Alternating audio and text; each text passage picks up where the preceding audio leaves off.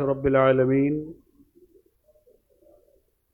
सलातु वस्सलामु अला सय्यिदिल मुरसलीन व अला आलिहि व सहाबिहि अजमाइन।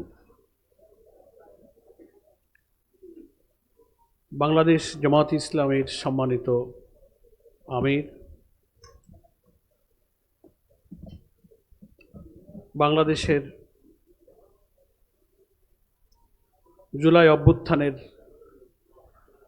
পরবর্তী স্বপ্নের নতুন বাংলাদেশ গড়ার স্বপ্ন সারথী জনতার নেতা ডক্টর শফিকুর রহমানের সম্প্রতি ইউরোপ ও যুক্তরাজ্য সফর শেষে আজকের এই মিট দ্য প্রেসে উপস্থিত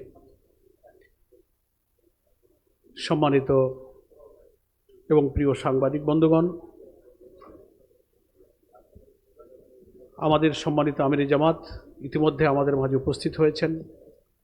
বাংলাদেশ জামাত ইসলামের সম্মানিত কেন্দ্রীয় নির্বাহী পরিষদের সদস্যবৃন্দ উপস্থিত হয়েছেন।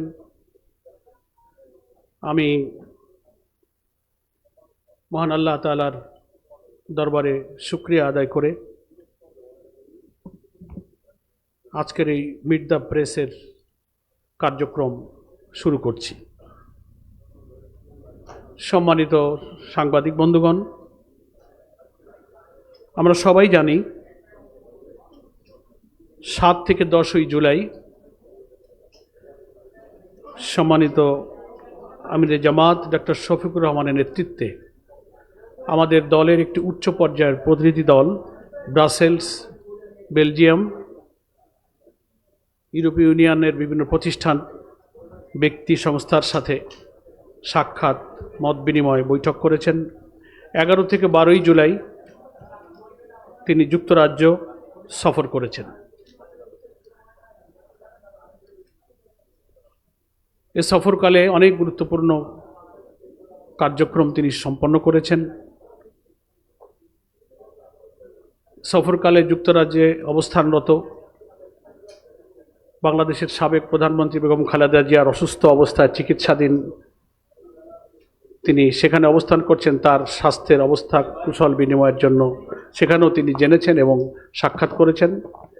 বিএনপির ভারপ্রাপ্ত চেয়ারম্যান তারেক রহমানের সঙ্গেও সৌজন্য সাক্ষাৎ করেছেন। এসব খবর, এসব সংবাদ বাংলাদেশের রাজনীতি এবং কূটনৈতিক পাড়ায় ব্যাপকভাবে আলোচনা এবং কৌতূহলের সৃষ্টি করেছে, এটা আমরা সবাই জানি। এমনই এক প্রেক্ষাপটে আজ 17 জুলাই রাজধানী ঢাকার এই অভিজাত হোটেলে আমরা আমিরে জামাতের বেলজিয়াম, ব্রাসেলস, যুক্তরাজ্য সফরের বিস্তারিত বর্ণনার উদ্দেশ্যে এই মিট দ্য প্রেসের আয়োজন করেছি। মিট দ্য প্রেসে মিলিত হবেন আপনাদের সঙ্গে আমাদের প্রিয় আমিরে জামাত বাংলাদেশ জামাত ইসলামীর সম্মানিত আমির ডক্টর শফিকুর রহমান। তিনি প্রথমেই তার সংক্ষিপ্ত বক্তব্য পেশ করবেন, তারপর সাংবাদিক বন্ধুদের প্রয়োজনীয় প্রশ্নের উত্তর ইনশাল্লাহ তিনি দেবেন। 5 আগস্ট 2024 অসাধারণ যে আন্দোলন এবং ছাত্রগণ অভ্যুত্থানের পরবর্তী স্বপ্নের বাংলাদেশ বিনির্মাণের লক্ষ্যে আমরা যাত্রা শুরু করেছি। আজকের এই মিট দ্য প্রেসে উপস্থিত আছেন বাংলাদেশ জামাত ইসলামের সম্মানিত কেন্দ্রীয় সিনিয়র নায়েবে আমির, সাবেক জামাতের সংসদীয় দলের নেতা অধ্যাপক মুজিবুর রহমান। উপস্থিত আছেন বাংলাদেশ জামাত ইসলামের সম্মানিত কেন্দ্রীয় নায়েবে আমির, সাবেক সংসদ সদস্য জননেতা আওনাম শামসুল ইসলাম। উপস্থিত আছেন সহকারী সেক্রেটারি জেনারেল মৌলানা এটিএম মাসুম, মৌলানা রফিকুল ইসলাম খান, মৌলানা হামিদুর রহমান আজাদ, মৌলানা আব্দুল হালিম,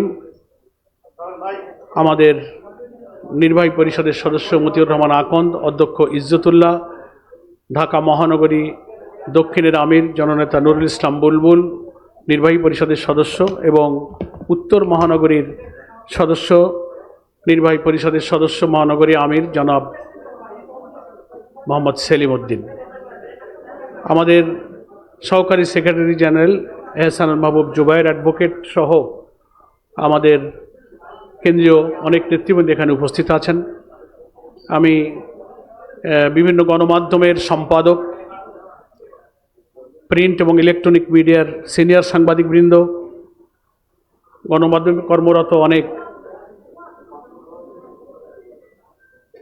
বিভিন্ন পর্যায়ের দায়িত্বে নিয়োজিত সাংবাদিক বন্ধুগণ এখানে উপস্থিত আছেন, প্রেস ফটোগ্রাফাররাও এখানে উপস্থিত আছেন, মিডিয়া হাউজের অনেক সম্মানিত ব্যক্তিত্বরাও এখানে উপস্থিত আছেন।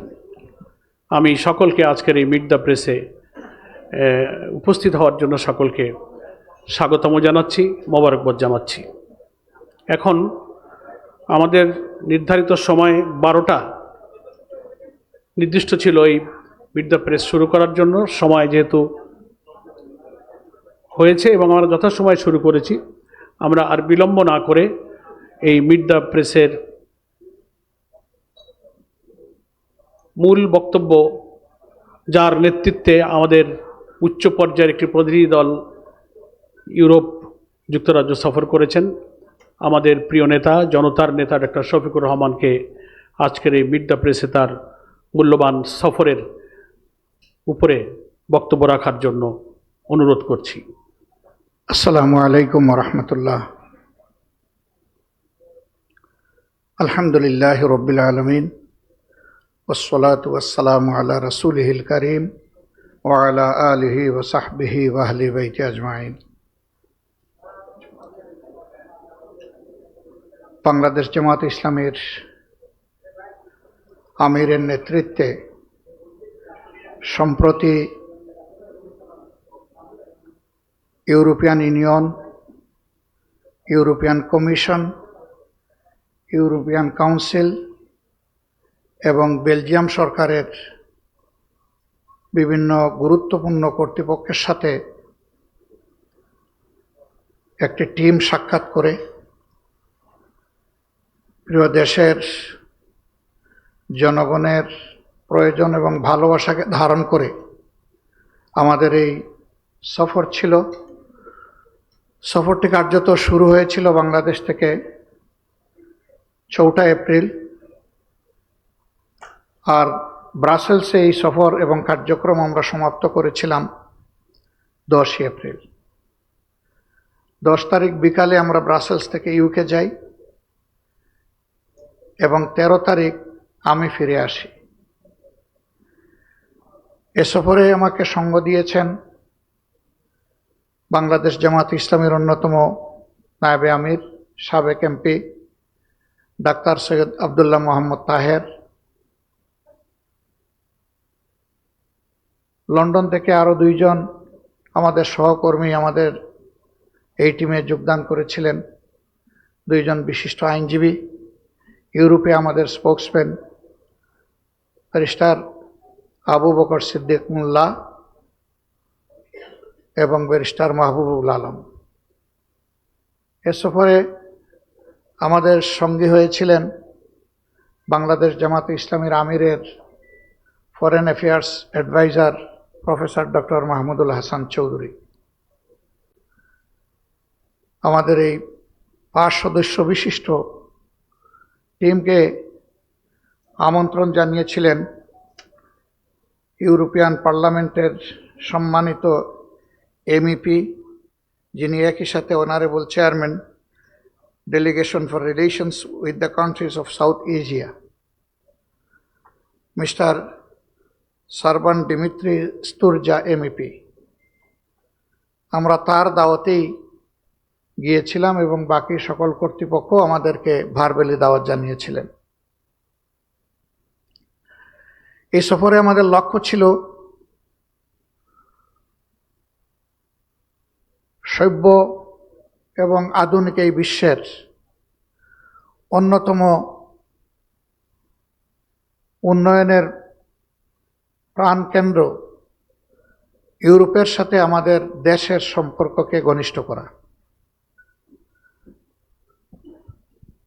নতুন বাংলাদেশের এই সম্ভাবনাকে কাজে লাগিয়ে আমাদের সম্পর্ককে সামনের দিকে এগিয়ে নেওয়া এবং অনন্য একটা উচ্চতায় পৌঁছানোর জন্য বিরামহীন চেষ্টা চালানো। এরই অংশ হিসাবে এই সফর ছিল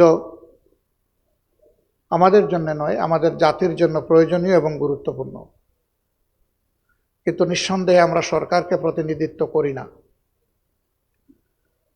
আমরা একটি দায়িত্বশীল রাজনৈতিক ইসলামী সংগঠন। আমাদের রাজনীতির মূল উপপাদ্যই হচ্ছে জনগণের কল্যাণ, দেশের স্বাধীনতা এবং সার্বভৌমত্বের সাস্টেইনেবিলিটি। এটাকে সামনে রেখেই আমাদের এই ট্যুর ছিল। এই ট্যুরে পর্যায়ক্রমে আমরা 6টি কর্তৃপক্ষের সাথে গুরুত্বপূর্ণ আলোচনায় মিলিত হয়েছি। প্রতিটি মিটিং 1 ঘন্টা থেকে 2.25 ঘন্টা পর্যন্ত স্থায়ী ছিল। সেই বৈঠকগুলোতে সময়ের গুরুত্বপূর্ণ বিষয়গুলো আমরা সামনে নিয়ে আসার চেষ্টা করেছি। প্রথম মিটিংটি আমাদের হয়েছিল ইউরোপিয়ান কাউন্সিলের honourable foreign policy adviser miss Veronika মুসিলিনোভার সাথে। দ্বিতীয় বৈঠকটি আমাদের অনুষ্ঠিত হয় honourable bilateral affairs for Asia and Oceania kingdom of Belgium government এর প্রতিনিধি সাথে। তিনি হচ্ছেন ফ্রাঙ্কোইস দেলহি। তিনি আমাদের দেশ ইতিপূর্বে 4বার সফর করেছেন। 2বার তিনি রোহিঙ্গা শিবির সফর করে ইউরোপিয়ান ইউনিয়ন এবং বেলজিয়ামের পক্ষে দায়িত্ব পালন করেছেন। আমাদের তৃতীয় মিটিং ছিল মিস্টার মাইকেল শটার, যিনি honourable directorate general for migration and home affairs European ইউনিয়নের। তাদের একটা বিগ কনসার্ন মাইগ্রেন্টস নিয়ে। মাইগ্রেন্টসদের একটা গুরুত্বপূর্ণ অংশ বিভিন্ন দেশ থেকে তারা বৈধ পথে সেখানে যান না এবং আশ্রয় নেন না। এটি তাদের জন্য একটা উদ্বেগের বিষয়। নিঃসন্দেহে যে দেশ থেকে তারা মাইগ্রেশন করেন সেই দেশের জন্য এটা একটা কনসার্নের বিষয়। এই বিষয়গুলো নিয়ে আমরা আলোচনা করেছি। এরপরের মিটিংটি ছিল ইউরোপিয়ান কমিশন এর সাথে আমাদের। সেখানে 3 জন গুরুত্বপূর্ণ ব্যক্তি ছিলেন। তাদের নেতৃত্ব দিয়েছেন মিস্টার চার্লস হুইটলি। পরের মিটিংটি ছিল আমাদের honourable director Belgium economic missions and state visits affairs Rose Donck. Miss ডনকের সাথে ছিল আমাদের শেষ মিটিংটি। এর বাইরেও আমরা কিছু রাইটস অর্গানাইজেশনের সাথে মিলিত হয়েছি এবং আমাদের দেশের অবস্থা, লেবার রাইটস ইত্যাদি বিষয় নিয়ে, হিউম্যান রাইটস নিয়ে তাদের সাথে কথা হয়েছে। যেহেতু সেগুলো ফর্মাল কোনো মিটিং ছিল না, সেই জন্য আমরা এখানে উল্লেখ করছি না। আমাদের এই গুরুত্বপূর্ণ মিটিংগুলোতে অনেকগুলো বিষয় সামনে উঠে এসেছে।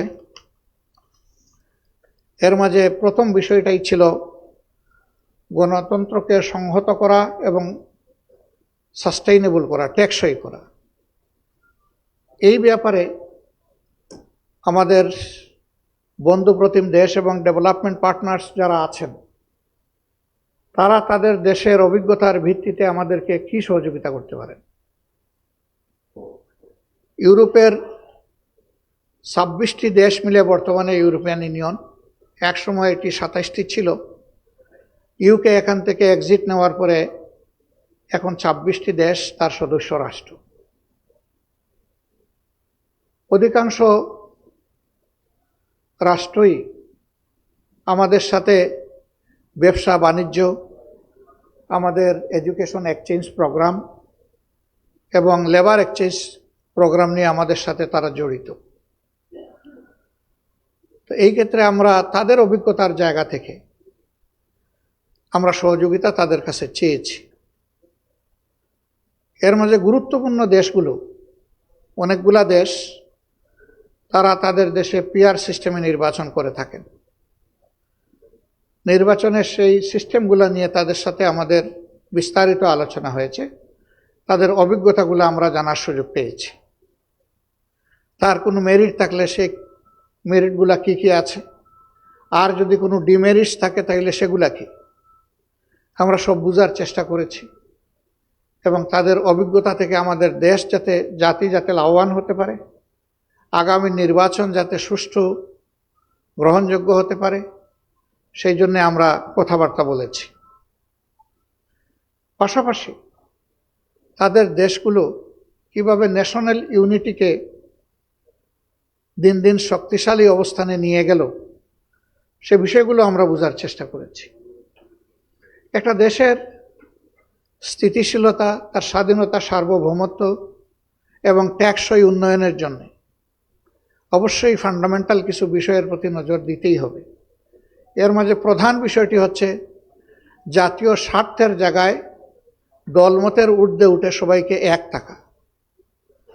এই এক থাকার বীজতলা তারা কিভাবে তৈরি করেছেন, আমরা তাদের কাছ থেকে এগুলা বিস্তারিত জেনেছি। এই কনটেক্সটে তারা আমাদের দেশের অবস্থাও জানতে চেয়েছেন, অবভিয়াসলি সেগুলো আমরা তাদের সাথে শেয়ার করেছি।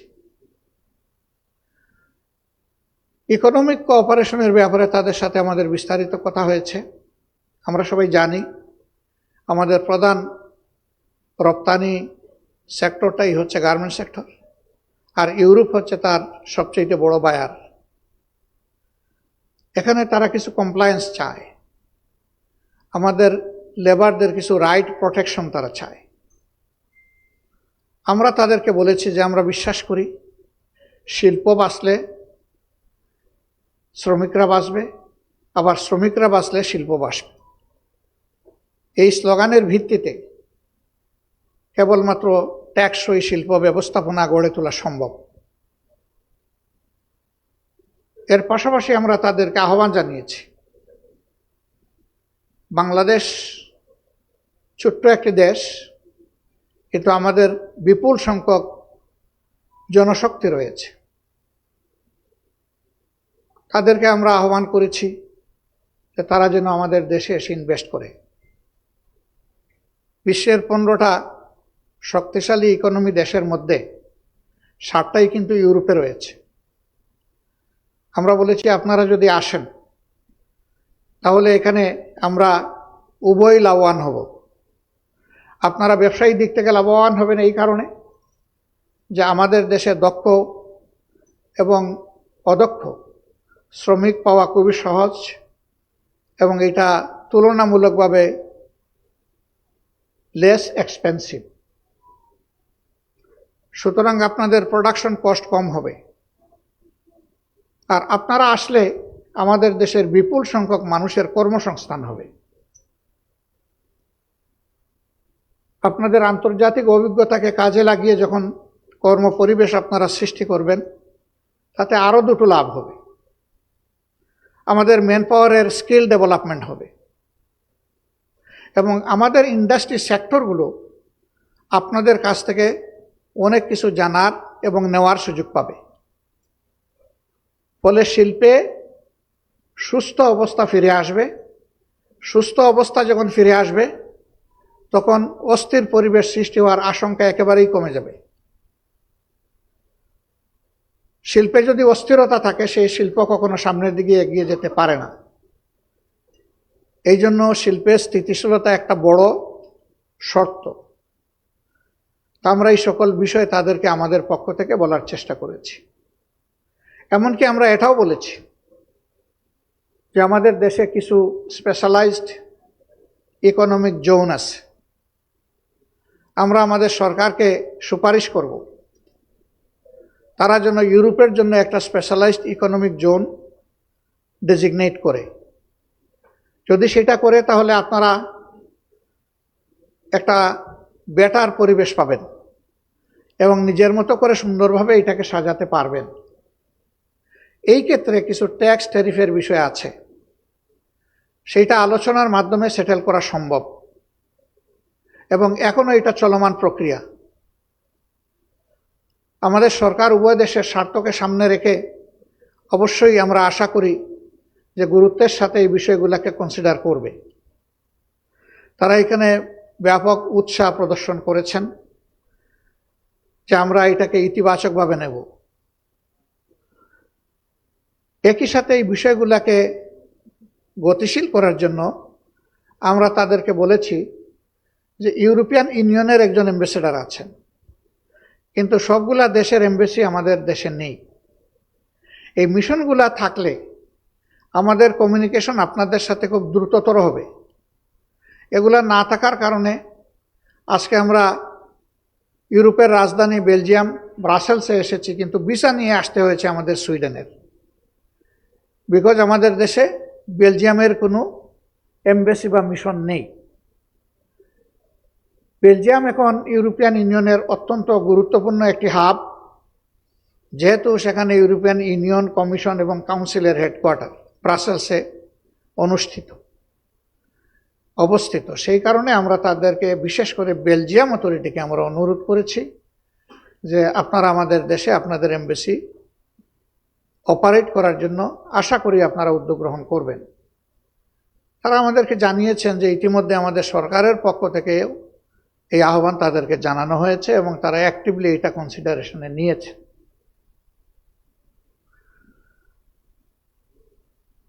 স্কিল ডেভেলপমেন্ট ম্যান পাওয়ারের এইটা নিয়ে আমরা তাদের সাথে আলোচনা করেছি। আমরা একমত হব সবাই যে প্রায় 2.25 কোটি বাংলাদেশি প্রবাসে তারা অবস্থান করেন।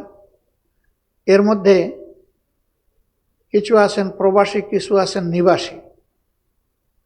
প্রবাসী আমরা পিওরলি তাদেরকে বলি যারা তাদের ডেফিনিট অ্যাসাইনমেন্ট হোক, সেটা বিজনেস, লেখাপড়া অথবা কোনো পেশা, এটা শেষ করে তারা দেশে ফিরে আসতে বাধ্য। ওই দেশে তাদের নাগরিকত্ব পাওয়ার অথবা পার্মানেন্ট রেসিডেন্সি পাওয়ার কোনো সম্ভাবনা নেই।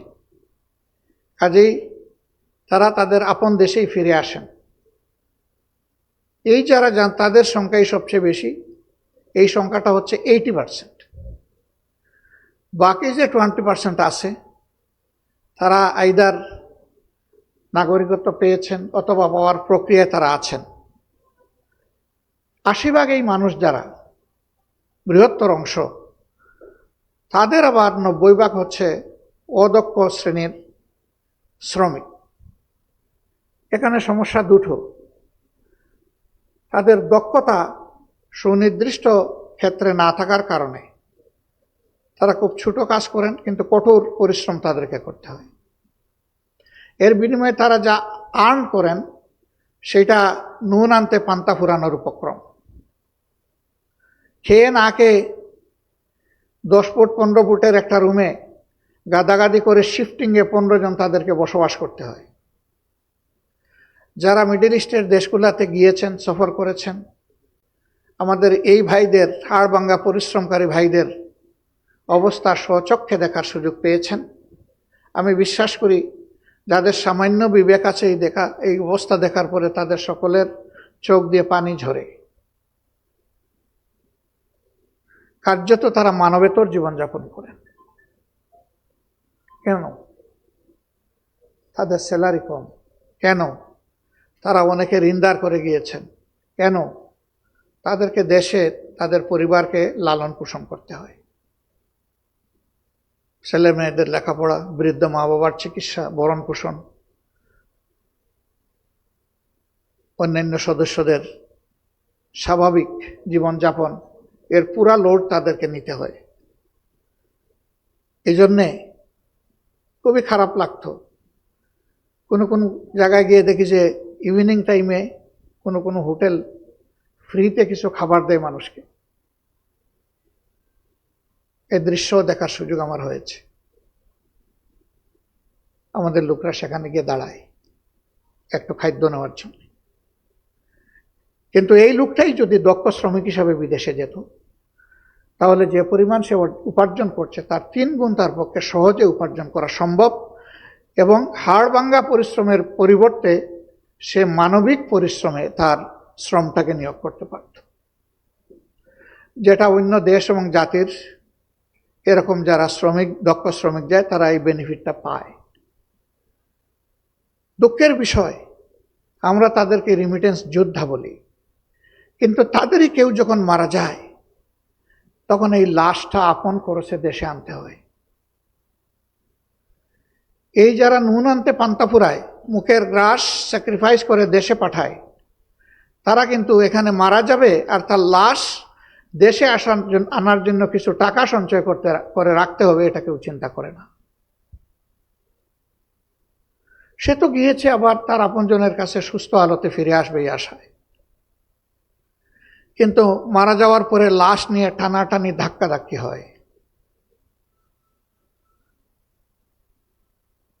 হ্যাঁ, যদি সে একজন দক্ষ শ্রমিক হতো, সে এবং তার পরিবার কারো দিকে তাকাতো না, তাদের ন্যাচারাল এবিলিটি বিল্ড আপ হয়ে যেত। আমরা তাদেরকে বলেছি, তোমাদের অভিজ্ঞতার জায়গা থেকে বন্ধু রাষ্ট্র হিসাবে আমাদেরকে এই জায়গায় দুটো সাহায্য করো। তোমরা কিছু প্রতিষ্ঠান আমাদের দেশে গড়ো, সেই প্রতিষ্ঠানের মাধ্যমে ল্যাঙ্গুয়েজ স্কিল এবং টেকনিক্যাল স্কিল, এই দুইটা জিনিস তোমরা আমাদেরকে প্রোভাইড করো। এতে আমরা লাভবান হব এবং তোমরাও লাভবান হবা। তোমরা বলছো এই অদক্ষ শ্রমিকরা এসে তোমাদেরকে বেশি বেনিফিট দিতে পারছে না, তোমাদের প্রয়োজন দক্ষ শ্রমিকের, তোমরা এখান থেকে ট্রেন্ড আপ লোকগুলাকে নিয়ে যাবা।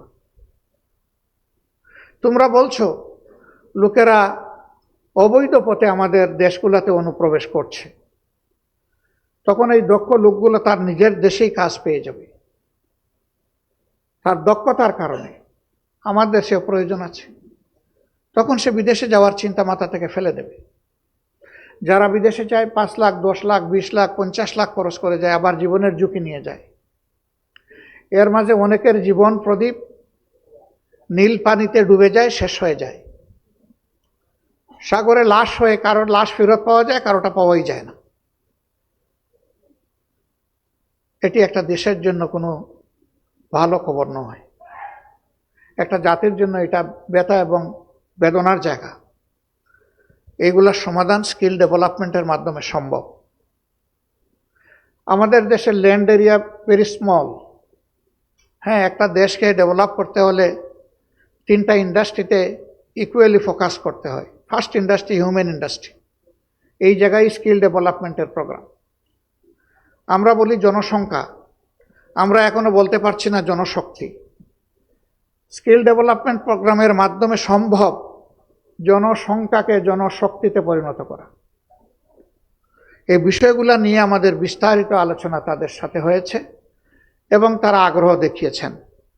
এই আগ্রহের জায়গায় আমাদের জায়গা থেকে দাঁড়িয়ে আমরা বাংলাদেশের বর্তমান সরকারকে আহ্বান জানাবো যে এই দরজাগুলা জানালাগুলা খোলার দায়িত্ব সরকারকে নিতে হবে। আপনারা এগিয়ে যান এবং দেশটাকে এগিয়ে যাওয়ার পথে একটা রাস্তায় রেখে আপনারা তারপরে একটা সুষ্ঠু নির্বাচন দিয়ে বিদায় নেন। সম্মানিত ভাইয়েরা, লেবার রাইটস নিয়ে কথা হয়েছে। আমরা স্বীকার করি যে এখানে আমাদের কিছু ঘাটতি রয়ে গেছে বিভিন্ন জায়গায়। মালিকরা যেদিন মনে করবেন যে এই লেবারের শক্তিশালী 2টি হাত ছাড়া আমার কোনো মেশিনের হুইল ঘুরবে না, এদিন তারা লেবারদেরকে সম্মান করতে বাধ্য হবেন। একা মালিক যে কাজ করতে পারবে না, 10,000 শ্রমিক সেটাই তাকে করে দিচ্ছে, এটা যেদিন তার ফিলিং হবে, সেদিন লেবারদের প্রতি মালিকদের মানসিক অনুভূতিটা ভিন্ন হবে এবং সেদিন ভালোবাসা এবং শ্রদ্ধার দৃষ্টিতে তারা দেখবে। আবার আমাদের শ্রমিক বন্ধুরা যেদিন দেখবে যে আমাদের মালিক পক্ষ আমাদেরকে ভালোবাসে, আবার আমাদেরকে সম্মানও করে, আমাদের কাজের অ্যাপ্রিসিয়েশন আমরা পাই, সেদিন তাদের উৎসাহের কারণে প্রতিটি শিল্পক্ষেত্রে উৎপাদন 2 গুণ হারে 3 গুণ হারে বাড়তে থাকবে, কারণ এখানে তার স্বতঃস্ফূর্ততা আছে। তো আমরা এই বিষয়গুলো নিয়েও তাদের সাথে অনেক আলোচনা করেছি যে আপনাদের অভিজ্ঞতাগুলো আমাদেরকে শেয়ার করেন, এবং তাদের কিছু এখানে সুপারভাইজারি অথরিটি আছে, আমরা বলছি এটাকে আরও অ্যাক্টিভেট করেন। আমরা আমাদের দেশকে, মানুষকে ভালোবাসি এবং সাস্টেইনেবিলিটির একটা বীজতলা আমরা তৈরি করতে চাই সবাই মিলে। আমরা আমাদের দেশের একটা বিশাল ক্রাইসিস নিয়ে তাদের সাথে শেয়ার করেছি, যেটার পার্টনার তারাও। এটি হচ্ছে 1.6 মিলিয়ন রোহিঙ্গা যারা আমাদের বুকের উপরে আছেন। তারাও মানুষ, আমাদের মতো মানুষ, আমাদের মতো তাদেরও একটা ঠিকানা ছিল। তারা সেখানে খেয়ে বেঁচে চলছিলেন, কিন্তু দুঃখজনকভাবে অত্যন্ত অমানবিকভাবে তাদের উপর আক্রমণ করা হয়েছে, খুন করা হয়েছে, মা বোনদের ইজ্জত নষ্ট করা হয়েছে। তারপরে তাদেরকে তাদের দেশ থেকে তাড়িয়ে দেওয়া হয়েছে। আমরা তাদেরকে আশ্রয় দিয়েছি মানবিক কারণে। কিন্তু বাংলাদেশ এমনিতেই একটা বিপুল জনসংখ্যার দেশ। সেই দেশের পক্ষে এই ক্রাইসিস মোকাবেলা করা সম্ভব নয়। এখানে পার্টনার হিসাবে ইউরোপিয়ান ইউনিয়ন গুরুত্বপূর্ণ রোল প্লে করে। আমরা বলেছি এটা কোনো সমাধান নয়। তাদেরকে কিছু ফুড সাপ্লাই দিলাম, কিছু ট্রিটমেন্টের ব্যবস্থা করে দিলাম, অতি নগণ্য কিছু শিক্ষার ব্যবস্থা করে দিলাম, আর টেম্পোরারি শেডের নিচে তাদেরকে গাদাগাদি করে আশ্রয় দিলাম। এটা অনেকটা কনসেন্ট্রেশন ক্যাম্পের মতো। এটি মানবিক জীবন নয়, এ জীবন অমানবিক। এর সমাধান হচ্ছে তাদেরকে তাদের দেশে সম্মান এবং সিকিউরিটির সাথে ফিরিয়ে দেওয়া। এটি বাংলাদেশ একা পারবে না। এখানে ইন্টারন্যাশনাল কমিউনিটির সহযোগিতা লাগবে বড় মাত্রার। আমরা তাদেরকে বলেছি যে উদ্যোক্তা হয়ে আপনারা ভূমিকা নেবেন, আমরা আশা করি। জাতিসংঘ এবং বিশ্বের বিবেকবান দেশগুলোকে সঙ্গে নিয়ে আপনারা আমাদের পাশে দাঁড়ান। যদি ইউনাইটেড এফোর্টস এই ব্যাপারে থাকে, মায়ানমার বাধ্য হবে এই লোকগুলার অধিকার তাদেরকে ফিরিয়ে দিতে, এবং বাংলাদেশ একটা রিলিফও পাবে এখানে। তবে এই খেদমতের সুযোগ পেয়ে আমরা বিরক্ত নই, বরঞ্চ আমরা আল্লাহর শুকরিয়া আদায় করি যে আমরাও নির্যাতিত জাতি, কাজেই মজলুমদের দুঃখ মজলুমরাই বুঝে। এই যে মজলুমদেরকে আমাদের বুকে আমরা আশ্রয় দিতে পেরেছি, এই জন্য আমরা আল্লাহর শুকরিয়া আদায় করি। সম্মানিত ভাইরা, আমরা ক্লাইমেট চেঞ্জ নিয়ে তাদের সাথে কথা বলেছি। আমরা সবাই জানি আমাদের দেশ উন্নত বিশ্বের বর্জ্যের একটি দুষ্ট প্রক্রিয়ার ক্ষতির মধ্যে রয়েছে। আমরা এইখানে এই জলবায়ু পরিবর্তনের কারণে যে সাফারিংগুলো আমাদের হচ্ছে, দায় কিন্তু উন্নত বিশ্বের যারা এই সাফারিংয়ের কারণ। আমরা বলেছি যে এই ব্যাপারে শুধু ফান্ড প্লেস করাই যথেষ্ট নয়, ফান্ডের দায়িত্ব তো নিতে হবে, কারণ ওনারাই এগুলা করছেন। পাশাপাশি তাদের সুপারভিশনটা যেন শক্তিশালী হয়। আমরা কি দেখি, জলবায়ু পরিবর্তনের যে ইফেক্টগুলা, এগুলাকে মোকাবেলা করার জন্য প্রতি বছর বেশ ফান্ড আসে, কিন্তু সেই ফান্ডগুলা যথাযথভাবে কাজে লাগে না। বেশিরভাগ ক্ষেত্রেই লুটপাট হয়।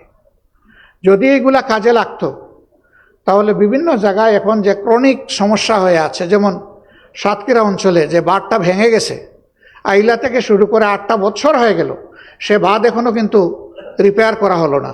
বছর বছর তারা আতঙ্কে থাকে। বর্ষা নামলেই তারা একটা আতঙ্কের মধ্যে দিন কাটায়, কখন আমাদের গোয়ার বাড়ি ভেসে যাবে। এরকম আরও দেশের অনেক জায়গায় প্রবলেম প্রিভেইল করছে। এটার সমাধান হতো যদি ফান্ডগুলার সদ্ব্যবহার হতো। আমরা বলেছি ফান্ডও দিবা এবং সদ্ব্যবহার নিশ্চিতকরণে আমাদের সাথে তোমরা একসাথে কাজ করবা, তাহলে আমরা এখানে আরও বেশি লাভবান হব। তারা আমাদের দেশে নির্বাচন নিয়ে জানতে চেয়েছেন যে এই নির্বাচন কিভাবে হবে, কখন হবে। আমরা বলেছি যে অনেক ত্যাগ এবং চেষ্টার বিনিময়ে যে পরিবেশ এসেছে, এই পরিবেশ 3টা ম্যান্ডেটরি জিনিস দাবি করছে। নাম্বার 1, দৃশ্যমান গ্রহণযোগ্য মৌলিক সংস্কার। কিছু জায়গা আমরা সুনির্দিষ্ট মেনশন করেছি, যেটা ইতিপূর্বে আপনাদের সামনে আমরা দিয়েছি, জাতির সামনে আমরা পেশ করে যাচ্ছি। এ বিষয়ে আমাদের সুনির্দিষ্ট প্রস্তাবনা সংশ্লিষ্ট কমিশনগুলোর কাছে আমরা জমা দিয়েছি। আমাদের সাথে তাদের সেশন হবে। আমরা বলেছি যে এই সংস্কারগুলো সাধন না করে যে নির্বাচন হবে, এই নির্বাচন গণতন্ত্রের কোনো ভিত্তি রচনা করতে পারবে না। বরঞ্চ অতীতের নির্বাচন, যে নির্বাচনগুলো দেশ এবং জাতির কাছে, বিশ্বের কাছে মোটেই গ্রহণযোগ্য হয়নি, সেরকম হয়তো বা আরেকটি খারাপ নির্বাচন হবে। আমরা ওই নির্বাচন চাই না। হাজার প্রাণের বিনিময়ে, হাজারো হাজার মানুষের পঙ্গুত্বের বিনিময়ে, আহত হওয়ার বিনিময়ে, রক্তের বিনিময়ে যে পরিবর্তন এসেছে, সেই পরিবর্তনে অবশ্যই সংস্কার সাধন করতে হবে। এই সংস্কার কারা করবে? সংস্কারের অংশীজন, প্রধান অংশীজন হচ্ছে রাজনৈতিক দলগুলো। রাজনৈতিক দলগুলা যত তাড়াতাড়ি এবং যত আন্তরিকভাবে সংস্কারের সহযোগিতা করবে, তত তাড়াতাড়ি নির্বাচনের পরিবেশ তৈরি হবে। এই সংস্কারে যদি সহযোগিতার ঘাটতি থাকে কিংবা সংস্কার যদি না হয়, তাহলে দেশের মানুষের যে আকাঙ্ক্ষা, যে প্রত্যাশা, যে দাবি, যে সংস্কারের মধ্য দিয়ে নির্বাচনের সুষ্ঠু পরিবেশ তৈরি করা হোক, সে দাবি পূরণ না হওয়ার কারণে নির্বাচন অনিশ্চিত হয়ে পড়বে এবং তার দায় রাজনৈতিক দলগুলোকে নিতে হবে। এই জন্য রাজনৈতিক দলগুলোকে বাস্তবতার জায়গায় এসে অবশ্যই জনপ্রত্যাশা পূরণে, সুষ্ঠু নির্বাচনের স্বার্থে এখানে সংস্কারে সহযোগিতা করতে হবে। 2 নম্বর দাবি যেটা পূরণ করা উচিত, এটি হচ্ছে যারা নিহত এবং আহত হয়েছে, এই খুনের দায় যাদের, তাদেরকে বিচারের আওতায় এনে দৃশ্যমান বিচার এই জাতিকে দেখাতে হবে, যাতে জাতির আস্থা ফিরে আসে যে খুনিদের বিচার হবে, অপরাধীদের বিচার আমরা পাব। শহীদ পরিবারগুলো যাতে মিনিমাম কনসোলেশন পায়, তাদের আত্মা যাতে প্রশান্তি পায় যে হ্যাঁ, আপনজন ফিরে আসবে না, কিন্তু এদেশে ন্যায় বিচার প্রতিষ্ঠিত হবে। আমরা সেই ন্যায় বিচারটি দেখতে চাচ্ছি এবং এটিও দৃশ্যমান দেখতে চাচ্ছি। আমরা 3 নম্বর বলেছি যেটা হতেই হবে, এটি হচ্ছে যে রাজনৈতিক দলগুলোকে পরস্পরকে সম্মান করার পরিবেশ সৃষ্টি করতে হবে। আমি জিতে গেলে নির্বাচন সুষ্ঠু, হেরে গেলে দুষ্ট, এই মানসিকতা থেকে বের হয়ে আসতে হবে। তবে হ্যাঁ, সেই নির্বাচনটা এমন হতে হবে যে সেই নির্বাচন নিয়ে যাতে সহজে কেউ প্রশ্ন তুলতে না পারে। এই দুইটাই নিশ্চিত করা লাগবে। এই জন্য এখানে অনেক ডায়ালগের প্রয়োজন, অনেক এঙ্গেজমেন্টের প্রয়োজন। এটি সরকারের তরফ থেকে হতে পারে, রাজনৈতিক দলগুলোর নিজস্ব উদ্যোগে হতে পারে, সিভিল সোসাইটিরও দেশ এবং রাষ্ট্রকে দেওয়ার অনেক দায়িত্ব আছে, সেই জায়গা থেকেও হতে পারে। এটা যখন মাল্টিপল জায়গা থেকে হবে, তখন তার একটা পরিবেশ তৈরি হবে। আমরা এই বিষয়গুলো নিয়েও আলোচনা করেছি। সম্মানিত সাংবাদিক বন্ধুগণ, আরও অনেক খুঁটিনাটি বিষয় এখানে এসেছে, তারা নির্বাচনের সময় জানতে চেয়েছে। আমরা বলেছি প্রধান উপদেষ্টা তিনি জাতির সামনে বারবার বলেছেন ডিসেম্বর থেকে পরবর্তী বছরের জুনের মধ্যে ইলেকশন অনুষ্ঠিত হবে।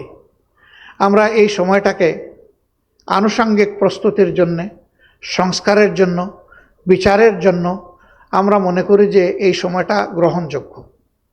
কিন্তু এই সময়ের সীমা যেন অতিক্রম করে না যায়, সেই ব্যাপারে আমরা সতর্ক দৃষ্টি রাখব। গতকাল আমরা মার্কিন যুক্তরাষ্ট্রের একজন ডেপুটি অ্যাসিস্ট্যান্ট সেক্রেটারির সাথে আমরা সাক্ষাৎ করেছি। বের হওয়ার পরে আপনারা সাংবাদিক বন্ধুরা এ ব্যাপারে প্রশ্ন করেছিলেন। আমি বলেছি যে এই নির্বাচন হতে পারে রোজা শুরু হওয়ার আগে, আগামী ফেব্রুয়ারিতে।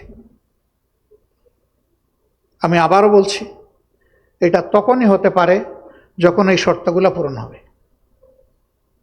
এই শর্ত পূরণ ছাড়া কিন্তু ওই মার্চ ফেব্রুয়ারি কোনো কিছুই ঠিক থাকবে কিনা আল্লাহই ভালো জানে। এই জন্য আমরা সিনসিয়ারলি যারা চাচ্ছি দেশে জনগণের গণতন্ত্র ফিরে আসুক, তাদের সকলকে আন্তরিক সহযোগিতায় এগিয়ে আসতে হবে। আমরা প্রস্তুত, সকল ধরনের সহযোগিতার জন্য আমাদের দল প্রস্তুত।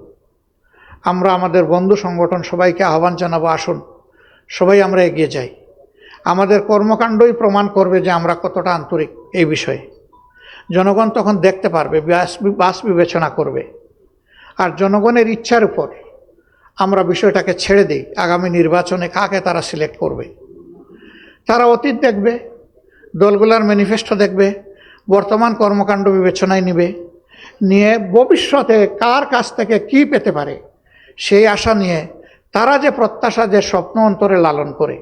আমাদের বীররা জীবন দেওয়ার আগে তারা যে স্লোগান দিয়ে গেছে যে we want justice, we never support any disparity, সেই রকম একটা সমাজ কারা তাদেরকে উপহার দিতে পারবে, এই বিবেচনার ভার আসুন আমরা সবাই মিলে আস্থা রেখে জনগণের উপর ছেড়ে দিই।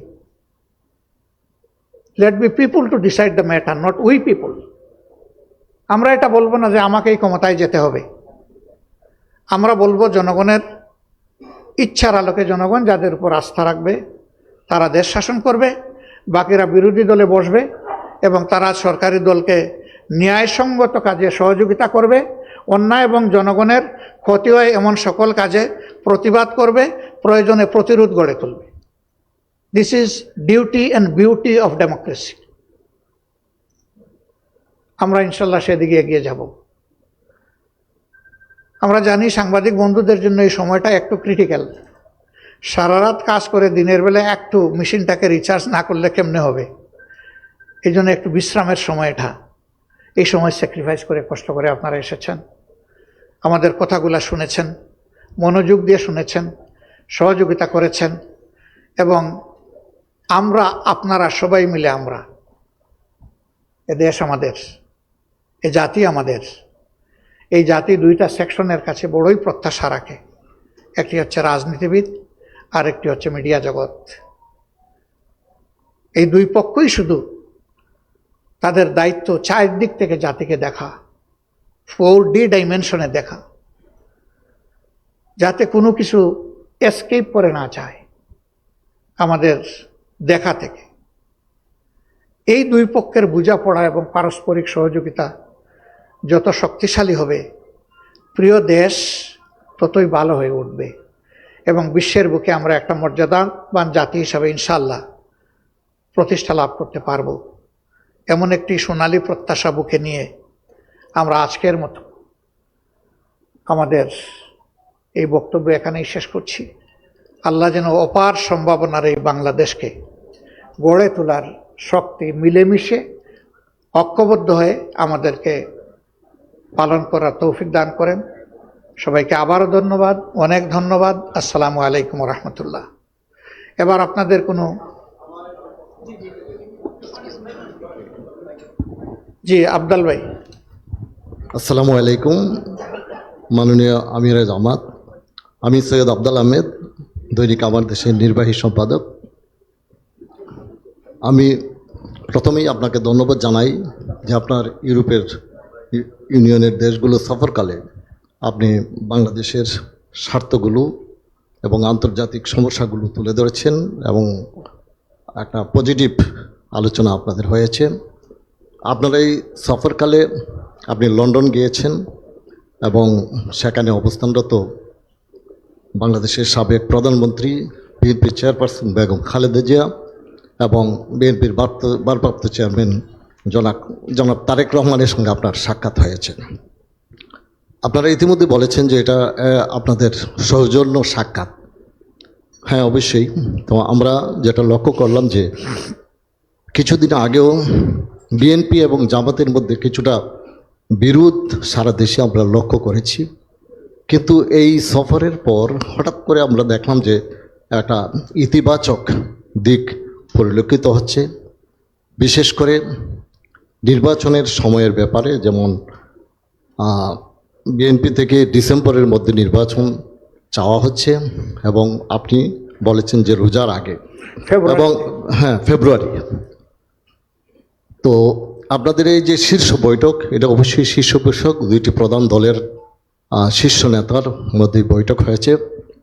তো বাংলাদেশের মানুষ মনে করে এটা শুধুই সৌজন্য বৈঠক নয়, বাংলাদেশের রাজনীতির বিষয়, এখানে গুরুত্বপূর্ণ বিষয়গুলো আলোচিত হয়েছে এবং মানুষের খুব কৌতূহল, এবং আমরা আজকেও আমি লক্ষ্য করেছি যে বিভিন্ন মহলে এই বৈঠক নিয়ে আলোচনা হচ্ছে। তো আমরা জানতে চাই যে গুরুত্বপূর্ণ রাজনীতির কী বিষয়গুলো আলোচনা হয়েছে, বিশেষ করে নির্বাচনের বিষয়ে, এই যে পতিত স্বৈরাচার ফ্যাসিস্টের বিচারের বিষয়ে বা অন্য কোনো বিষয় থাকলে আপনি যদি বলুন, আমরা আলোকিত হব। ধন্যবাদ। ধন্যবাদ আপনাকে। আপনি স্মরণ করিয়ে দিয়েছেন, আমি আগেই বলেছিলাম যে ইউরোপ মানে বেলজিয়ামের সফর শেষ করে আমরা ইউকেতে গিয়েছিলাম 3 দিনের জন্য। আপনারা জানেন সবাই যে বাংলাদেশে ফ্যাসিস্ট আমলে রাজনৈতিক সকল দলই ছিল নির্যাতিত এবং সারা জনগণ ছিল নির্যাতিত। তো নির্যাতিত দল হিসাবে প্রথম আঘাতটা আমাদের উপরেই আসে এবং শেষ আঘাতটাও আমাদের উপরে আসে। প্রথমে আমাদের নেতৃবৃন্দকে মিথ্যা মামলায় জড়িয়ে একটা ট্রাইব্যুনালে নিয়ে, যেটাকে আমরা বলি জুডিশিয়াল কিলিং, সেটা করা হয়েছে। ব্রিটেনের একটা অ্যাপেক্স কোর্ট এই সংক্রান্ত একটা রায় দিয়ে বলেছে it was a genocide of the justice. এটা ছিল বিচারের গণহত্যা, এটা কোনো বিচার ছিল না। ব্রিটেনের অ্যাপেক্স কোর্ট, বাংলাদেশ না। আর শেষ আঘাতটা ছিল আমাদেরকে নিষিদ্ধ করা, এটা আর কাউকে করা হয়নি। আমরা মুসলিম, আমরা আমাদের 11 জন নেতা হারিয়েছি, শীর্ষ নেতা, আল্লাহ তাদেরকে শহীদ হিসাবে কবুল করুন। অসংখ্য সাথী হারিয়েছে, আল্লাহ তাদেরকেও শহীদ হিসাবে কবুল করুন। অসংখ্য ভাই বোন পঙ্গু হয়েছে, আল্লাহ তাদের সঙ্গী সহায় হোক। এর পাশাপাশি বাংলাদেশ জাতীয়তাবাদী দল তারাও প্রচুর সাথী এবং সহকর্মীকে হারিয়েছে। আমরা যেমন আয়নাগরের শিকার হয়েছি, তারাও হয়েছে। আমরা যেমন মামলা খেয়েছি, জেলে গিয়েছি, তারাও খেয়েছেন, গিয়েছেন। লাখে লাখে, হাজারে হাজারে না, আমরা উভয় দল। ব্যক্তি হিসাবে বেগম খালেদা জিয়াও জুলুমের শিকারে পরিণত হয়েছিলেন। তিনি একদিকে মজলুম, আরেকদিকে অসুস্থ। দেশ থেকে যাওয়ার আগে আমরা চিন্তা করেছিলাম একটু সাক্ষাৎ হবে, কিন্তু যে কোনো কারণেই হোক সেটি আমরা করতে পারিনি বা হয়ে ওঠেনি। তো ইউরোপ সফরে গিয়েছি, একেবারেই কাছের দেশ বেলজিয়াম। আবার ইউকেতে আমাদের 2 জনের যাওয়ারও দরকার ছিল। তাহের সাহেব ওনার চিকিৎসা পারপাসে একটা বিশেষ জায়গা, যেটা বাংলাদেশে হচ্ছে না, তিনি ওখানে গিয়েছেন। আর আমার একজন পরিবারের সদস্য সেখানে থাকে, তাদেরকে গত সফরে আমি সময় দিতে পারিনি, এবার দিব বলে কথা দিয়েছিলাম, তাই গেলাম 2 দিনের জন্য। আমরা গিয়েছি প্রথমেই উনাকে দেখতে, যে কোনো কাজ শুরু করার আগে লন্ডনে ঢোকার পরে। আলহামদুলিল্লাহ আমরা প্রীত যে তারা আমাদেরকে অতি ভালোবাসা এবং সম্মানের সাথে গ্রহণ করেছেন। আমাদের মূল উদ্দেশ্যই ছিল ওনাকে দেখা, কিন্তু যেহেতু তিনি অবস্থান করছেন তার বড় সন্তান দলের ভারপ্রাপ্ত চেয়ারম্যানের বাসায়, সেই কারণে তিনিও থাকবেন, এটি স্বাভাবিক। তিনি ছিলেন। 2 জন বাংলাদেশি মানুষ চা খাইতে গেলে একজনের সাথে আরেকজনের কোনো পরিচয় নাই, শুরু করে দেয় আমাদের দেশের রাজনীতির কথা। আর আমরা 2 দলের দায়িত্বশীল নেতৃবৃন্দ এক জায়গায় বসবার, রাজনীতির কোনো কথা হবে না, এটা কি বাস্তব? এটা বাস্তব না। কথা তো হয়েছে, কিন্তু আমরা সুনির্দিষ্ট কোনো বিষয়ে কথা বলিনি। কখন নির্বাচন হবে, কিভাবে নির্বাচন হবে, বিচার প্রক্রিয়া কিভাবে হবে না হবে, বিভিন্ন বিষয় নিয়ে আমরা সাধারণ আলোচনা করেছি। ওইটা ডিসিসিভ কোনো ডিসকাশন ছিল না। আর যেটা বলেছেন রাজনীতিতে 2 দলের বিরোধ, যদি আপনি মার্কিন যুক্তরাষ্ট্রের গত নির্বাচনের দিকে তাকান, তাইলে এটা কোনো বিরোধী না। সেখানে বাকযুদ্ধ তো হয়েছে আরো প্রচন্ড, কিন্তু ইলেকশন হয়ে যাওয়ার পরে হ্যান্ডশেক। এক দল চলে গেছে সরকারে, আরেক দল বসে গেছে বিরোধী দলে। এখন তারা মিলেমিশে তাদের দেশ চালাবে, এটাই স্বাভাবিক। রাজনীতিতে আমরা চাই মত পার্থক্য থাকুক, না থাকলে রাজনীতিবিদরা অন্ধ হয়ে যাবে। বন্ধ চোখ খুলে দেওয়ার জন্যই প্রয়োজন মত পার্থক্য, কিন্তু এও আমরা প্রত্যাশা করি যে এটা যেন মতবিরোধের রূপ না নেয়, ওইটা পার্থক্য পর্যন্ত থাকুক। দুর্ভাগ্যজনকভাবে আমাদের রাজনীতিবিদরা অনেক সময় এই বিষয়গুলো খেয়াল করেন না বা করি না। এটা করতে হবে। যদি আমরা দেশকে ভালোবাসি তাইলে এই ভালোবাসার শ্রদ্ধার জায়গায়, মিউচুয়াল রেসপেক্টের জায়গায় আমাদেরকে আসতে হবে। আমার ওপিনিয়ন আমি দেব, কিন্তু এটা বলতে পারবো না যে এইটাই করতে হবে। আমি ওপিনিয়ন দিয়ে বলবো যে আমি মনে করি যে এইটা করলে আমার দেশ এবং জাতির উপকার হবে, আর এটা আমি করতে দিব না। যে যাই চাক, এটাও রাজনীতি এবং গণতন্ত্রের ভাষা না। করতেই হবে যেমন ভাষা না, করতে দিব না সেটাও ভাষা না। আমি বলতে পারি যে ওই কাজটি করলে জাতি এই ক্ষতি হবে, অতএব এটা হওয়া উচিত নয়, কিন্তু আমরা অনেক সময় এই সীমানাটা মানি না। মানতে হবে আমাদের। তবে স্বাভাবিকভাবে আপনারা জাতি প্রত্যাশা করে, আমি নিজেও দেখছি, এটা প্রথমে বিএনপি চেয়ারপারসনের মিডিয়া উইংয়ের সাবেক একজন দায়িত্বশীলের ফেসবুকে প্রথমে বিষয়টা আসে। যেহেতু এটা কোনো ফর্মাল মিটিং ছিল না, এই জন্যে বিএনপিও দেয় নাই, আমরাও দেওয়ার কোনো দরকার মনে করি নাই। আমাদের ভিজিটের মেইন পারপাসটা ছিল একজন অসুস্থ সম্মানিত সহকর্মীকে দেখা। এটি আমাদের নৈতিক একটা দায়িত্বের পর্যায়ে পড়ে, আমরা এটি শুধু পালন করেছি, এর বেশি কিছু না। তবে মিডিয়াগুলা বিভিন্ন বিশ্লেষণধর্মী যে আলোচনা করছেন, আমি পার্টিকুলারলি মনে করি যে এখান থেকে আমাদের পাওয়ার অনেক কিছু আছে। আমি হ্যাপি। আলোচনায় সব জিনিস আমার পছন্দ নাও হইতে পারে, কিন্তু ভালো অনেক জিনিস তো উঠেও তো আসতে পারে সেখান থেকে। সো এগুলাকে আমরা ওয়েলকাম করি। আর একজন যখন কথা বলবে, তখন আমি যা চিন্তা করি সেইভাবে কথা বলবে কিভাবে? উনি যে চিন্তা করে সেইভাবেই তো কথা বলবে। তো আমার তো ওই জায়গা থেকে তার মতামতকে রেসপেক্ট করা উচিত। তিনি যা ভালো মনে করেছেন তাই বলেছেন, আমি যা উপযুক্ত মনে করব তাই গ্রহণ করব। যেটা আমার জন্য উপযুক্ত মনে করতে পারবো না, তা হয়তোবা দুঃখজনকভাবে আমি গ্রহণ করতে পারবো না। এটা তো কেউ আমাকে বাধ্য করবে না। তা আমরা মিডিয়ার এই চর্চাটাকে আমরা অভিনন্দন জানাই। এটা চলতে থাকুক, জাতির জন্য কল্যাণকর। এখান থেকে সবাই যেন ভালোটা গ্রহণ করতে পারি এবং আমরা সবাই মিলেমিশে যেন প্রিয় দেশ গঠন করতে পারি। আপনাকে ধন্যবাদ। জি প্লিজ। এএফপি নাকি? জি, বলেন। আমার নাম সাবিহা, আমি এএফপির ব্যুরো চিফ। আমার আসলে দুটো প্রশ্ন। আপনি একটা করেন প্রথমে প্লিজ। প্লিজ দুটো, আপনি প্লিজ। একটার মধ্যে যেটাকে মোস্ট প্রেফারেন্সিয়াল সেটা আগে দুটোই করেন। খুব জরুরি জানা আমার আচ্ছা, জন্য। একটা করেন আগে। না না, দুটো, ওয়ান বাই ওয়ান।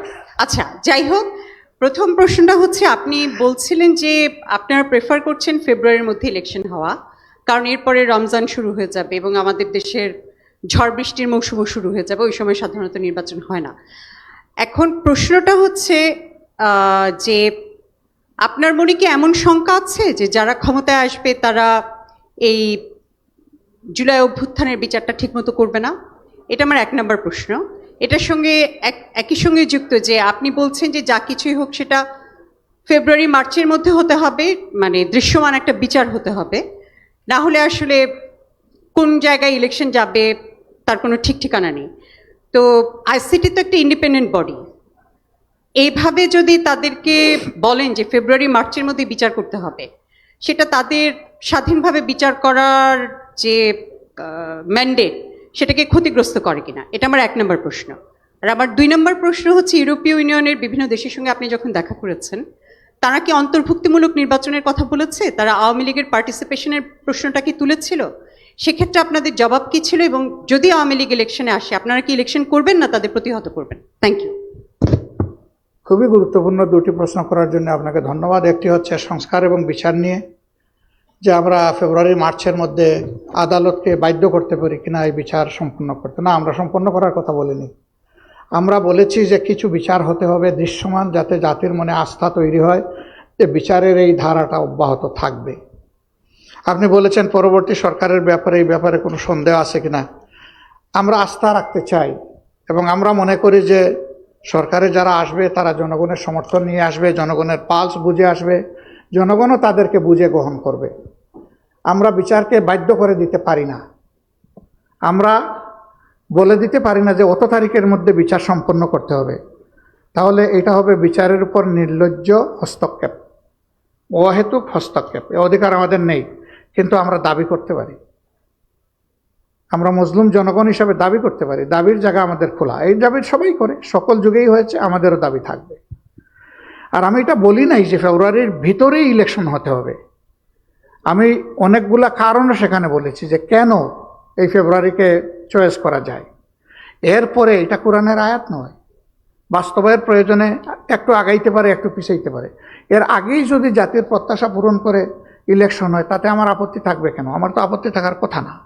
আবার যদি এর জন্য আরও একটু সময়ের প্রয়োজন হয়, আমরা 15.5 বছর 16 বছর অপেক্ষা করতে পেরেছি, আরও 1-2 মাস অপেক্ষা করতে পারবো ইনশাআল্লাহ। দেশটা আমাদেরই, ভালোর জন্যই আমরা এটা করব।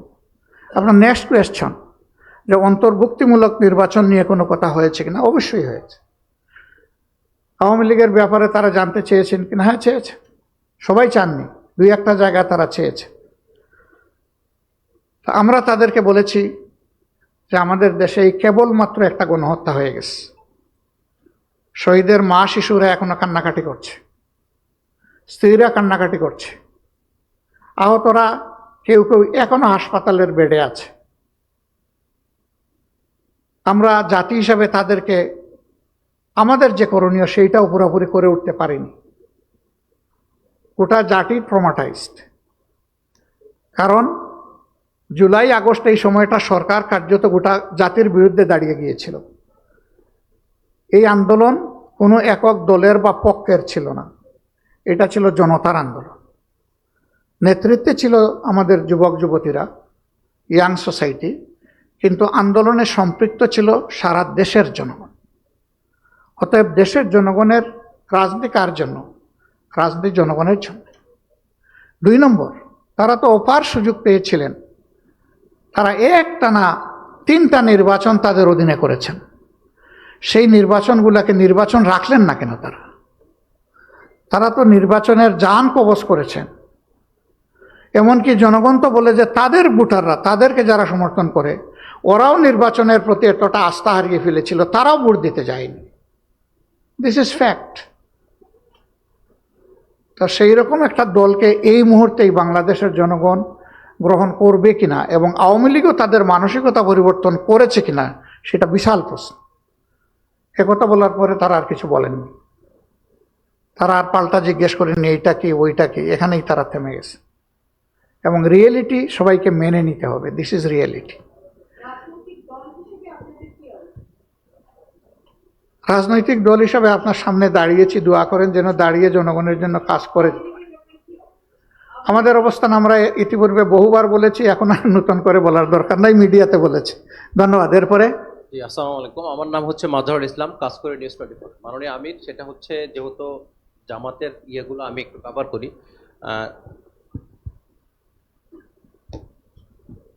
শীর্ষ নেতারা এতদিন বলে আসছিলেন যে গ্রহণযোগ্য একটা সংস্কার পরে হচ্ছে নির্বাচন হবে, সেটা তারা চাই, সেটার কোনো টাইম ফ্রেম বেঁধে দিতে চায় না। কিন্তু আপনি যখন গতকালকে ইউরোপীয় সহকারী যুক্তরাষ্ট্রের সহকারী 2জন পররাষ্ট্রমন্ত্রীর সাথে যখন কথা বলেন, সেখানে আপনি এই কথাটাই বলেছেন, যেটা আপু এবং ভাইয়া বললেন, যে রোজার আগে হতে হবে। প্রশ্ন হচ্ছে যখন আপনি না হতে হবে শব্দ আমি ব্যবহার করি, এটা আপনাদের শব্দ, হবে এভাবে বলেছেন, প্রথম রোজা দিয়ে হবে, সেখানে আমি ছিলাম, এভাবে আপনি বলেছিলেন, যে আমি যদি ভুল না করি আর কি।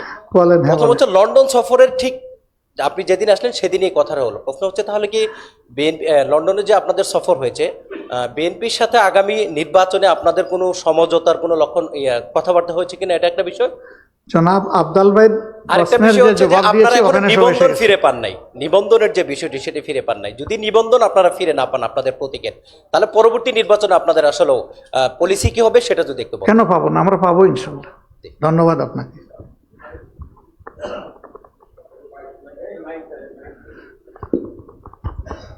নিবন্ধন তো অন্যায়ভাবে কেড়ে নেওয়া হয়েছে, আমরা ইনশাআল্লাহ আমাদের ন্যায়সঙ্গত অধিকার ফিরে পাবো। সবাইকে আসসালামু আলাইকুম। সম্মানিত আমিরে জামাত, আপনি আমাদেরকে সবাইকে ধন্যবাদ জানিয়েছেন। আমাদের পক্ষ থেকেও সাংবাদিকদের পক্ষ থেকে আমি আপনাকে ধন্যবাদ জানাতে চাই। আপনি মত বিনিময়ের একটা ব্যবস্থা করেছেন সেজন্য, এবং গুরুত্বপূর্ণ একটা সফরের পরে। আব্দুল ভাই দীর্ঘ আলোচনার পরে একটা প্রশ্ন করেছেন, আসলে ওখানে অনেক কথা চলে এসেছে, আপনিও লম্বা জবাব দিয়েছেন। আমি অন্য একটা প্রশ্ন যেতে চাই, সেটা হচ্ছে যে আপনি ইউরোপীয় ইউনিয়ন সফরের সময় খুব গুরুত্ব দিয়ে বলেছেন যে ক্লাইমেট চেঞ্জের কারণে তারা ফান্ড দেয় আমাদেরকে, এবং এই ফান্ড আসলে দেওয়াটা শেষ কথা না, এর সাথে রিলেটেড আরো অনেক কিছু আছে, সেই কাজগুলো জরুরি বেশি। বাস্তবায়নটা নিশ্চিত হ্যাঁ, করা। আমার প্রশ্ন অন্য জায়গায়, রাজনৈতিক একটা জায়গায়। সেটা হচ্ছে যে আমরা 1/11-এর যে ঘটনা ঘটেছিল বাংলাদেশের ইতিহাসে, বাংলাদেশের সাম্প্রতিক ইতিহাসে যে ঘটনা ঘটেছে, সেই ঘটনায় আমরা দেখেছিলাম ইউরোপীয় ইউনিয়নের রাষ্ট্রদূত কূটনীতিকদের দৌড়ঝাঁপ, মার্কিন সেই সময়কার রাষ্ট্রদূত বিউটেনিসের দৌড়ঝাঁপ, এরপরে ভারতের হাইকমিশনার মিনা সিকরির দৌড়ঝাঁপ, এই কূটনীতিকদের তৎপরতাকে অনেকাংশে 1/11-এর ঘটনার সাথে জড়িত করে দায়ী করা হয়। তো ক্লাইমেট চেঞ্জের কারণে বাংলাদেশে যেরকম মারাত্মক রকমের ক্ষয়ক্ষতি হয়েছে, 1/11-এর কারণে বাংলাদেশের রাজনীতিতে ভয়ঙ্কর রকমের ক্ষয়ক্ষতি হয়েছে, এবং তারপরে ফ্যাসিস্টদের উত্থান ঘটেছে, এবং গত 15-16 বছর বাংলাদেশে কি হয়েছে, আমাদের চেয়ে আপনারা বেশি ভুক্তভোগী। প্রশ্ন হচ্ছে যে ইউরোপীয় ইউনিয়ন যে দায়িত্ব তাদের ছিল 1/11-এর সময়, ক্লাইমেট চেঞ্জের কারণে যদি তারা ফান্ড দেয়, বাংলাদেশের ক্ষতিপূরণ দেয়, তাহলে বাংলাদেশের রাজনীতির ইতিহাসে, কূটনীতির ইতিহাসে যে ঘটনা ঘটেছে সেইখানে তারা ক্ষতিপূরণ দেবে কিনা, সে ব্যাপারে আপনাদের কোনো কথা ছিল আপনি কিনা? লিখতে থাকেন, দেখা যাক তারা কি রেসপন্স দেয়। ধন্যবাদ আপনাকে। জি মাননীয় আমির, এইদিকে আমি।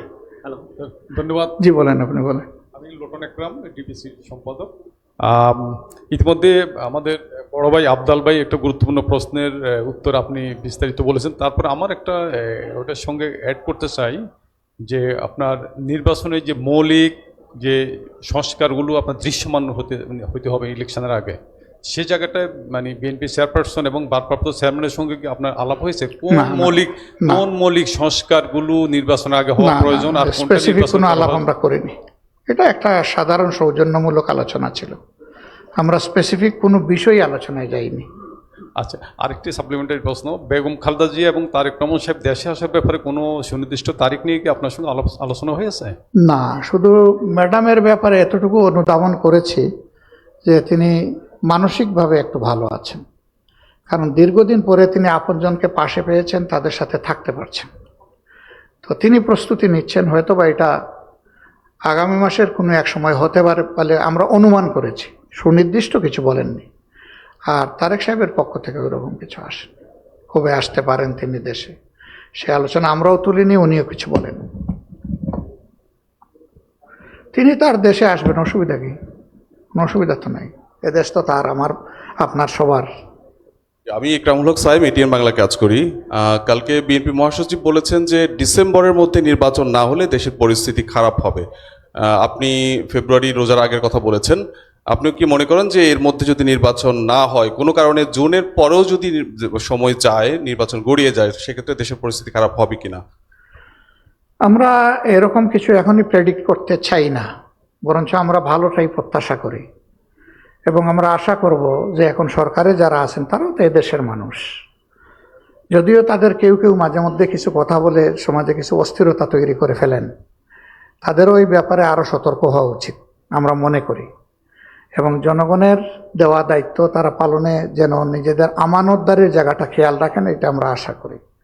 আমরা ধারণা করি যে প্রধান উপদেষ্টা তার কথার মর্যাদা রক্ষা করবেন, এবং যেভাবে মির্জা সাহেব বলেছেন যে কাট অফ টাইম, আমরা ঠিক ওই রকম কথা বলতে চাচ্ছি না, কারণ এটা এই রকম একদম ফিক্স আপ করে দিলে এটা পয়েন্ট অফ নো রিটার্নের মতো হয়ে যায়। দেন হোয়াট? একটু মিনিমাম ফ্লেক্সিবিলিটি তো থাকতে হবে, যেটা বাস্তব প্রয়োজনে হতে পারে। এই জন্যে আমরা মনে করি যে এখানে গ্রস কোনো ভায়োলেশন হওয়া উচিত না, এবং ঠিক ওই রকম কাট অফ কিছু না করলে ভালো, এটা আমাদের মত। কিন্তু অন্য দল তাদের মত দিতেই পারে, যেটা তারা সঠিক মনে করে। আমরা সবার মতামতের প্রতি সম্মান দেখি।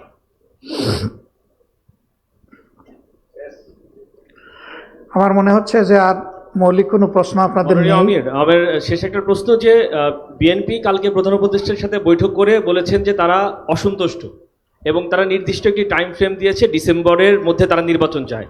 আজকে আপনার বক্তব্যে দেখলাম যে আপনি রমজানের কথা বলছিলেন, কিন্তু আজকে সেই অবস্থান থেকে সরে এসেছেন, যদি আমি ভুল না করি, যে আপনি শর্ত যেগুলো দিয়েছেন 3টি গুরুত্বপূর্ণ বিষয় বলেছেন, এবং সেটি না পূরণ হলে নির্বাচন হলে লাভ নেই। তার মানে আপনি আরও সময় দিতে রাজি।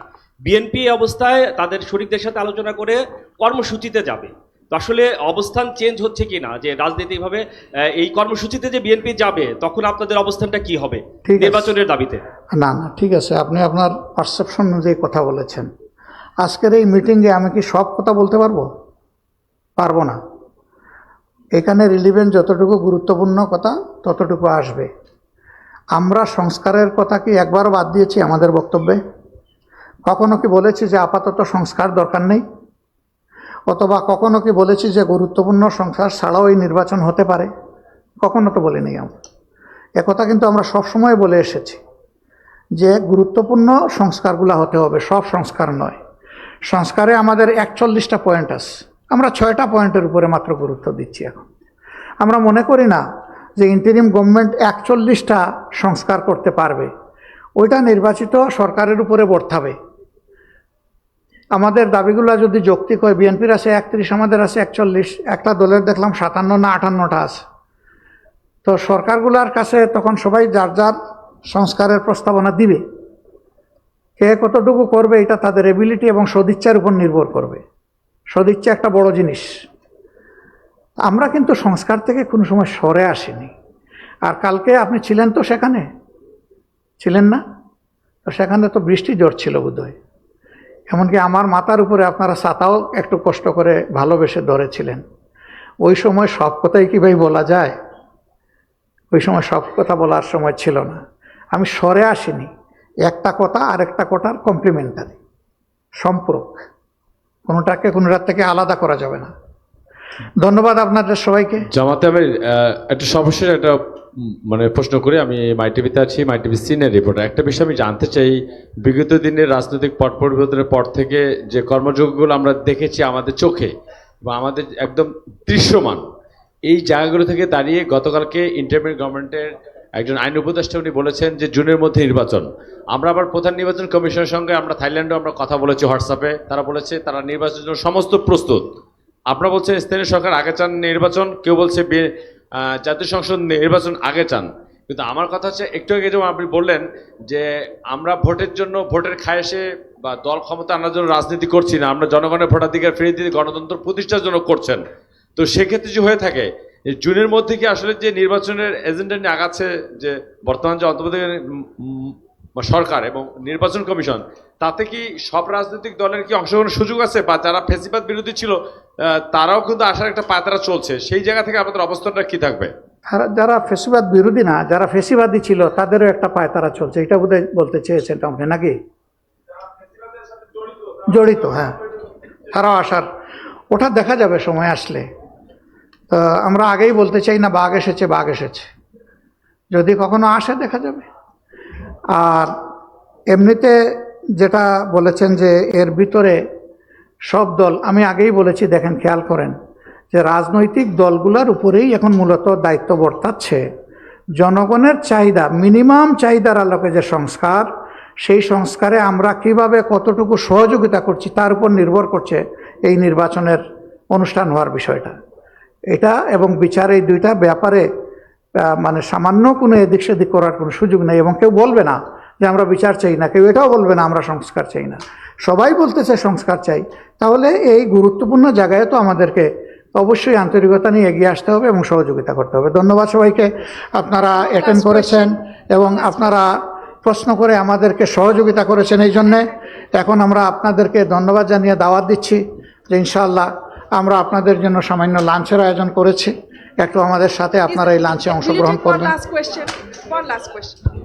আমি যে শেষ করে দিয়েছিলাম, তাইলে তো ছোট গল্প হয়ে যাবে, শেষ হইয়া হইল না শেষ। বলেন। I am Priyam from Centrist Nation. আপনি সামনে আসেন, আপনার কথা হারিয়ে যাচ্ছে। হ্যাঁ বলেন। I'm Priyam from Centrist Nation. I wanted to know if there is any potential between a strategic alliance between Jamaat-e-Islam and National Citizens Party. Jamaat Islami NCP. NCP. আপনি রিলেশন কানেকশন এগুলো জানতে চাচ্ছেন? এই পার্টিটা এখনো কিন্তু পুরোপুরি ফর্ম করেনি, তারা ফরমেশনে আসতে যাচ্ছে। এই অবস্থায় এখনই তাদের সম্পর্কে কোনো কিছু বলা আমার পক্ষে সম্ভব না। আমরা দেখতে চাই তারা কিভাবে আসে, আসার পরে সব কিছু বিবেচনা করে অবশ্যই আমরা আমাদের কর্তব্য নির্ধারণ করব। ধন্যবাদ আপনাকে। আমি উনাকে মানে ওমেন্স এম্পাওয়ারমেন্টের দাবি তো এই জন্য উনাকে দিয়েছিলাম। আপনি কি একটু সবর করবেন? একটা শেষ আল্লাহু আকবার। সেটা হলো, আপনারা জামাত বিএনপি 4 দলীয় জোটভুক্ত ছিলেন, এরপরে 8 যদি জোট, 12 যদি, 18 যদি জোট হয়েছে, আগামী নির্বাচনে কি জামাত বিএনপিকে আমরা এরকম জোটভুক্ত দেখতে পাবো, কিংবা সেরকম জোটভুক্ত হওয়ার কোনো সম্ভাবনা আছে কিনা, সেরকম কিছু আলোচনা হয়েছে কিনা, এই বিষয়টা একটু ক্লিয়ার হওয়া দরকার। দেশ এবং জাতির স্বার্থ বিবেচনায় রাজনৈতিক দলগুলা কোনো উত্তম সিদ্ধান্ত যে কোনো সময় নিতেই পারে, কিন্তু ইতিমধ্যেই কোনো দলের পক্ষ থেকে পরিষ্কার বলা হয়েছে যে আমরা কোনো রাজনৈতিক জোট করব না। আমরা এখানেই আপাতত থাকি আর অপেক্ষা করতে থাকি। সবাইকে ধন্যবাদ। আসসালামু আলাইকুম।